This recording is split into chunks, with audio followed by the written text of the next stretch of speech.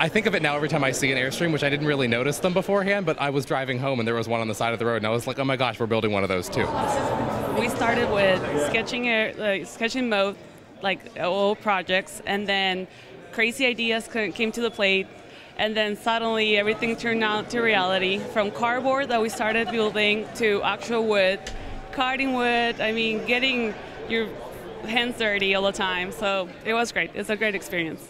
Amazing. It's honestly the most amazing thing I've ever been a part of in my life. Anything that I try to encounter in the future is honestly going to be probably not as intense as this, because a lot of this was a crash course experience. I'd never built furniture before. Part of the design was actually this dinette space.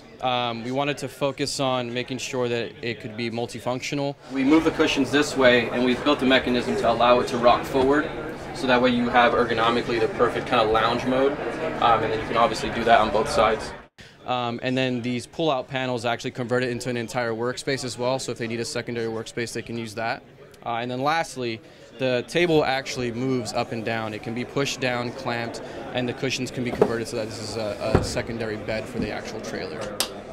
I'm really blown away. The breadth and the depth of the creativity is just mind-blowing. It's not just one area that they've really put a lot of time and effort to. It's across the whole spectrum of design departments that have worked on this thing.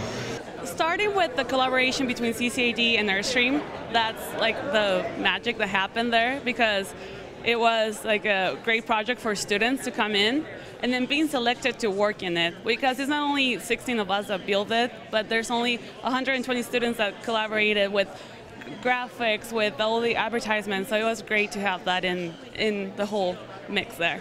I'm nothing short of impressed at not just the final product, but the thought and the effort that went into it.